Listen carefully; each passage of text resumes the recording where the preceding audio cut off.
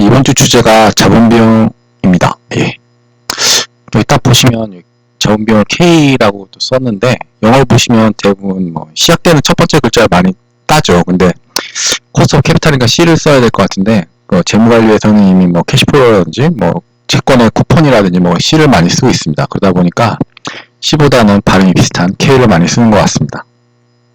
그래서 일부 교재에서는 그냥 할인율 R을 쓰는 경우도 있어요. 그러다 보니까 앞선 영상에서도 좀 조금 얘기하긴 했는데, 작성자 편의에 따라서 그렇게 혹은 구분할 의지에 따라서 표기도 합니다. 그래서 할인율 R을 많이 쓰시는 경우에는 그 밑에 조그만 밑단에다가 다른 기호를 쓰거나 그러고 있습니다.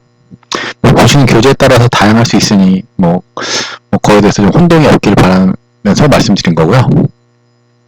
이런 자본비용은 기업들이 신규 투자나 혹은 기존의 비즈니스를 원활하게 운영하기 위해서 자금이 필요하지 않습니까? 그럴 때 그 필요한 자금을 조달해야 하는 상황에서 그 자금 사용에 대한 대가로 지불하는 것을 자본비용이라고 하죠. 그래서 이렇게 지불하는 대가가 자본비용을 하는 것은 또 기업의 입장이고, 이런 자금을 제공하는 쪽이 있어야 되지 않겠습니까? 그래서 제공하는 주체 측 입장에서는 요구 수익률 라고도 하고요. 이런 또 요구 수익률이라면 또 받아야 하는 필수 수익률이라고 해서 해당 금액을 다른 곳에 투자할 경우 얻을 수 있는 수익률이라고 볼 수 있잖아요. 그러다 보니까 또 앞서 얘기했던 기회비용, 옵퍼튜니티 코스트가 이에 해당됩니다.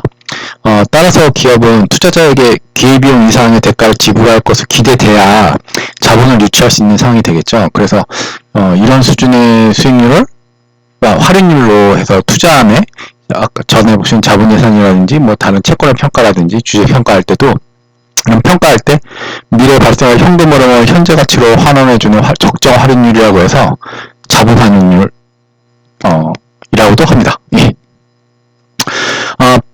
본문에 좀 들어가기 앞서 대략적으로 말씀을 드리면, 이런 자본비용은 자본조달 주체의 신용도에 따라 결정되는 게 일반적입니다. 여러분 신문지상이나 뉴스상에 나올 때 어떤 기업이 채권을 발행하거나, 우리나라 국가 자체도 신용등급이 있듯이 그런 변경되지 않습니까? 그리고 또 최근에 미국에서는 프로엔젤이라고 해서 좀 뭔가 우량 등급에 있다가 갑자기 정크본드 급으로 떨어진 애들 그런 식으로 신용등급에 따라 하는데, 그런 경우에는 기존에 계속 거래됐던 신용 기록이 있고, 그리고 또 경제 상황에 맞춰서 다양한 신용평가 업체마다 개별적인 알고리즘에 맞춰서 조정을 하는데, 그런 경우에는 기존에 아까 말씀드린 것처럼 거래기록이 있어야 되는데, 하지만 이제 이에 맞춰서 신용도가 결정되는 것 말고 조달 주체보다 하려는 사업의 성격, 그러니까 투자하는 사업성에 따라서 결정되기도 합니다. 예를 들어서 벤처기업 같은 경우는 투자할 때 벤처기업 같은 경우는 그런 업력이 같은 게 없죠. 그러니까 신용도 평가를 할 수가 없습니다. 그리고 또 프로젝트 파이낸싱 같은 경우도 이런 경우겠죠. 기존으로 새로운 영화를 만든다든지 아니면 빌딩을 새로 짓는다든지 하는 프로젝트 파이낸싱 같은 경우도 이런 신용도에 따라 결정되는 게 아니라 사업의 성격에 따라서, 물론 누가 하냐에 따라서 좀 결정되는 게 다를 수도 있겠지만, 하려는 성격에 따라서도 이런 자본비용이 달라진다, 생각을 하시면 될 것 같습니다.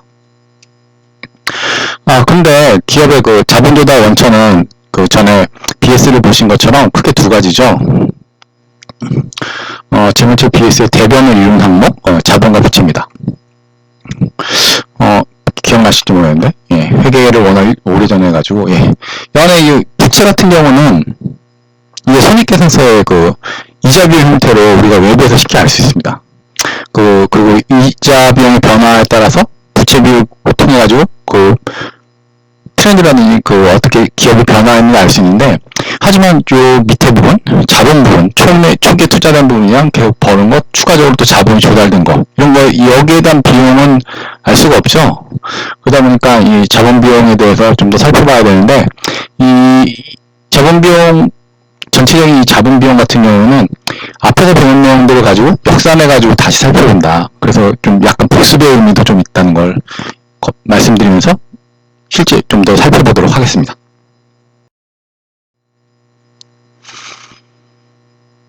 우선 좀 가장 쉬운 부분이죠. 타인 자본 비용입니다. 부채죠.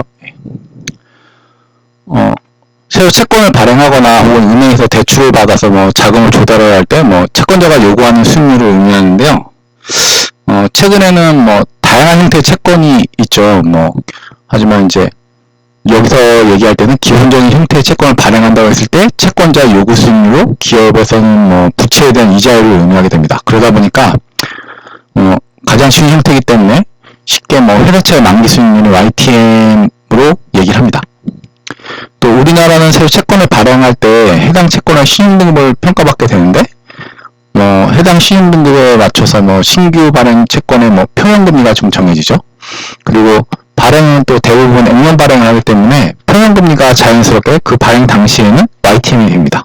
그러다 보니까 이 평형금리 자체가 자연스럽게 타인 자본에 대한 이자 자본 비용이 되는 거죠. 다만 여기서 이렇게 발행된 혹은 조달된 부채에 대한 이자 비용의 경우에 국가에서 세금을 평가할 때 성금으로 인정해주기 때문에 수익에 대해서 일정 부분 세금을 줄여주는 효과가 있습니다. 그래서 성금과 입금은 세무회계에서 쓰는 용어긴 한데 회계나 우리 주변에서 유사한 용어가 성금은 비용과 거의 매칭된다고 보시면 되고 입금은 수익과 매칭된다고 보시면 됩니다.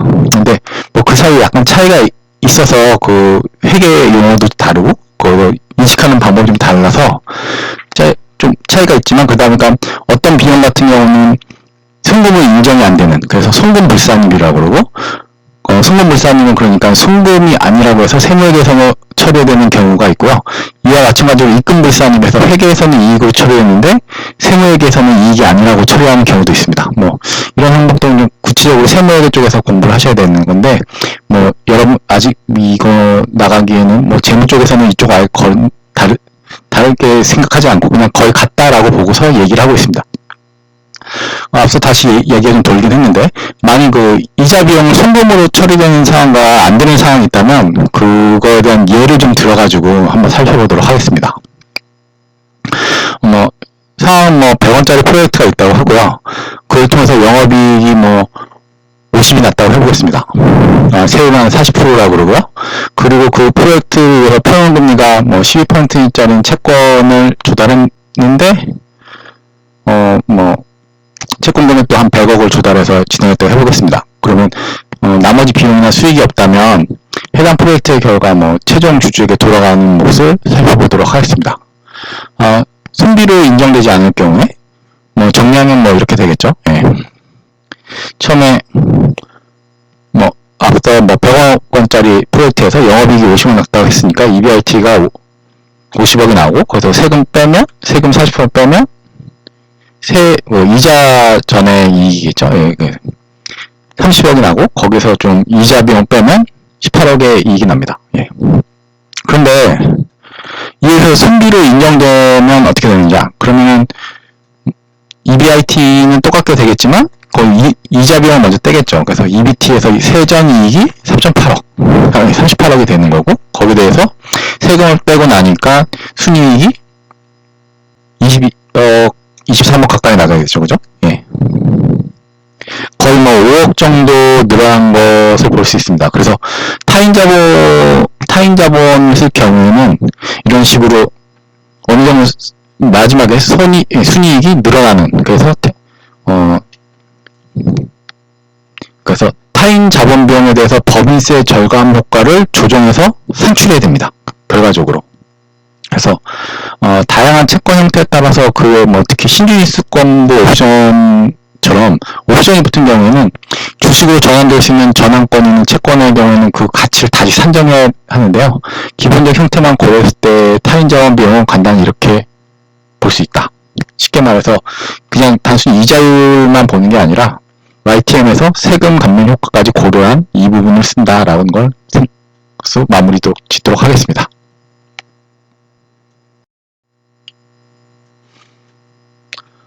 다음은 자기자본 비용인데요. 예.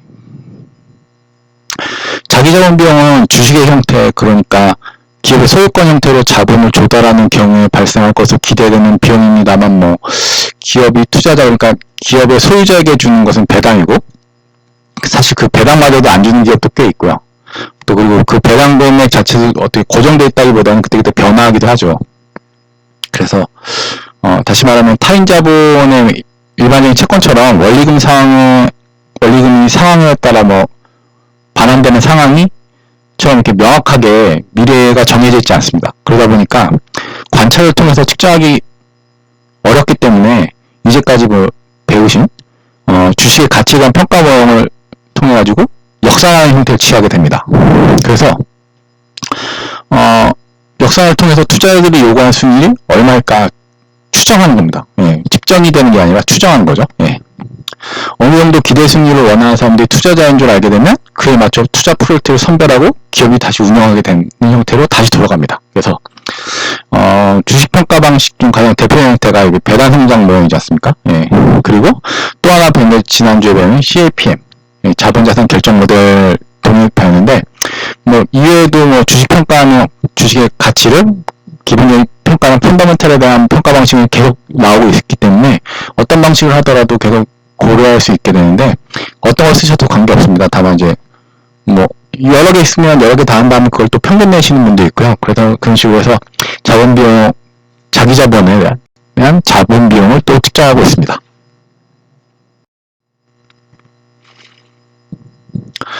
우선 배당 성장 모형은 앞에서 살펴본 바와 같이 미래 배당 수입을 평가화하는 거죠. 그래가지고 보통주의 가치를 평가하는 방식인데 고든의 배당 성장 모형과 같이 좀 일정 비율로 성장한 주식을 다시 한번 보면 우선 주가가 어떻게 되는지 대략적으로 기억을 하실 텐데 이런 식으로 기억하실 겁니다. 근데 여기서 주가는 좀 바로 관찰이 되죠. 현실에서 시장이 있다면 상장된 기업이라면 바로 관찰이 됩니다. 비상장 기업이라면 좀 더 찾아봐야 되겠지만 상장된 기업을 좀 기본으로 들자면 현재 주가는 관찰이 되는 상이다. 다시 말해 사러 가면 알 수 있고 좀 인터넷에서 찾아봐도 다 나오는 거죠, 그죠? 예. 그래서 우리가 알고 싶은 건 요 주가가 아니죠. 그러다 보니까 실제로 자본 비용이기 때문에 요 KE 요번 걸 알고 싶은 거죠. 그래서 요거에 대해서 좀 수식을 다시 조정하게 되면 자본 비용을 도출하는 산식을 좀 도출할 수 있겠죠. 예. 해보면 요 넘어가고 하다 보면 이렇게 됩니다. 이 식을 통해서 자기 자본 비용 같은 경우는 이 부분 이 배당 수익률이죠. 현재 투자에서 다음 기회에 받을 수 있는 배당에 대한 배당 수익률과 또 이 부분은 또 성장에 따른 그 자본이득률이죠. 주가의 성장 부분에 대한 자본이득률이 합이라는 것을 다시 한번 볼 수 있습니다. 다시 말하지만 현재의 주가는 쉽게 관찰되어 찾을 수 있을 것 같고 이번 기나 지난기의 배당 정보도 기업의 문의하면 쉽게 찾을 수 있을 것 같습니다. 하지만 여기 성장률에 대한 부분 이건 또 관찰되는 게 아니고 미래가 과거로 전환되어야 할 수 있는 정보이기 때문에 이에 대한 추정이 또 중요하게 되죠. 그래서 전문가들의 평가나 보고서 등에서 기업의 매출이나 수익의 성장률이 계속 언급되는 이유이기도 하겠고요. 해당 자료를 활용했을 때 가치가 얼마인지를 보여주니까 이런 정보가 없다면 그냥 추세나 평균 배당액을 써서 대응치를 좀 쓰고 있기도 합니다. 예. 우선 고등의 모이고 일정 성장을 전제하지만 먼 미래 값은 거의 다 R이 충분히 크다면 할인율이 충분히 어느 정도 있기만 하다면 먼 미래 값을 다 영수만 봤을 때 가장 가까운 미래의 성장 정도만 쉽게 알 수 있으면 사용할 수 있는 장점도 있고요. 하지만 배당 지급 실적이 한동안 없는 기업이나 배당 지급이 갑자기 변경하는 기업에는 이 모델을 써가지고 그 자기 자본 비용을 좀 측정하기는 좀 어렵겠죠. 추정하기는 좀 어려울 것 같습니다.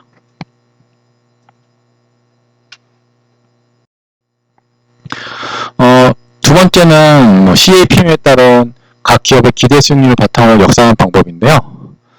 전강의 CAPM 소개에서 다룬 시기이긴 한데 기억하시면 생각됩니다. 가장 기본이 되는 산식이죠. 예, CAPM은 또 자산의 기대 수익률과 위험에 대해서 균형시장 이론으로 현대 재무이론의 발전에 가장 큰 기여를 했다고 평가받고 있어서 이를 바탕으로 이런 기업 재무뿐만 아니라 투자 이론에 좀 다양하게 응용되고 있습니다. 그래서 이 이론에 따르면 주식의 기대 수익률이죠. 예, 기대 수익률은 자본시장이 이건 무조건 다 균형인 거죠. 펀더멘털만 보기 때문에 다 균형을 보고 있습니다. 그래서 이런 균형하에서 주주가 위험을 부담하는 것에 대한 보상입니다. 예, 이런 위험에 대한 보상 부분을 요구한 수익 때문에 SML 그러니까 증권시장선으로 측정할 수 있다는 거고요. 다시 말하면 주식 투자에 대한 기회비용은 여기서 뭐는 여기 보시는 무위험자산 수익률, 그리고 시장 위험 프리미엄, 그리고 마지막으로 주식의 트레이더 위험으로 구분할 수 있다는 것입니다.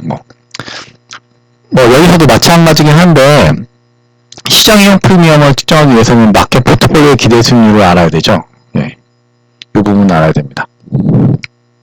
하지만 마켓 포트폴리오 자체가 개념적인 것이고 실제로 이론적인 내용에서 바로 찾을 수는 없죠. 그러다 보니까 우리나라라면 현실의 코스피 지수나 혹은 코스피 200 지수 대응치를 해서 쓰고 있습니다. 이 관련해서 이게 대응치를 썼을 때 CAPM의 이런 형태 이론이 벗어나지 않는다.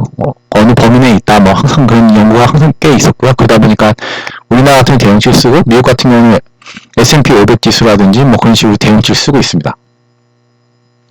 그리고 또 여기 무위험 자산, 무위험 수익률 같은 경우에는 국채나 통화채 수익률을 좀 쓰는 편이고요. 하지만 앞서 말한 것처럼 이런 부분 전부 다 과거의 데이터의 따름이죠. 결과적으로 우리가 알아야 하는 사항은 미래이기 때문에 미래라는 거는 측정할 수가 없지 않습니까? 예, 파악하기 어렵고 대략적인 지수와의 관계를 통해 가지고 이 베타를 구하는 것 자체도 미래에 대한 내용 가지고 구해야 되는데 결과적으로는 없기 때문에 과거에 또 기업에 큰 변화가 없다면 과거에 대한 변화가 그대로 유지된다. 그런 전제를 깔고서 사후적인 베타를 쓰게 되는 거죠. 예, 사전적인 베타는 구할 수 없기 때문이죠. 예. 그러다 보니까 이런저런 대응치와 전망치를 바탕으로 재구성해야 하는 좀 약점이 있긴 합니다. 하지만 앞서 얘기한 것처럼 사후적인 평가를 통해 가지고 과거의 자료를 바탕으로 미래를 예측했을 때 그 오차가 적다는 연구가 계속 나오면서 CAPM의 활용도가 높아지고 있고요. 이에 따라서 CAPM 위험을 좀 명시적으로 고려하고 있고, 그리고 나중에 공개 기업의 경우에는 쉽고 널리 적용할 수 있다는 장점이 있습니다. 다시 한번 말씀드리지만 자본 비용을 구하는 방법은 이에도 기업의 신용도 등을 바탕으로 해서 신용등급 구간별로 위험 프리미엄을 더해서 구하기도 하고요. 그 외에 경영에 참여 권한이 없고 배당만 주는 게 있죠. 예. 채권의 이자처럼 받아가는 형태를 띠는 그런 증권이 있지 않습니까? 우선주라고 또 그것도 상담돼 있는데 그 우선주에 대해서 경영권 프리미엄을 더해서 구하기도 합니다. 소액의 경우에는 경영권 프리미엄이 실제로 없죠. 예. 경영권 있게 되면 있기 위해서는 보통주도 몇 퍼센트 이상 그런 식이 있기 때문에 소액은 없다 치고 하면 그냥 그 차이가 거의 없다라고 볼 수 있어요. 그래서 그런 식으로 대응치를 구해서 쓰기도 하고, 그러니까 아까 말한 것처럼 우선주와 보통주의 배당금 차이를 통해서 구하기도 하고요. 그 외에도 이런저런 방법으로 다 구한 후에 아까 말씀드린 평균에서 잡기도 하고, 하지만 이렇게 여러 가지 방법이 다 있더라도 일명 왕도라고 불리는 최선의 책은 없고요. 그러다 보니까 어떤 게 가장 나을까 그 고민을 많이 하는 분도 있는데, 다만 여기서는 이론적인 얘기하고 그 펀더멘털에서 기본으로 하기 때문에 기술적 분석 그런 내용이 다 빠지기 때문에, 그래서 재무관리 중심의 CAPM이 있고 이를 중심으로 발전한 관계로 재무관리 자체가 이를 중심 발전했기 때문에 교육은 좀 SML을 통해서 증권시장을 통해서 평가를 하는 게 대체적인 주류라고 보시면 될 것 같습니다.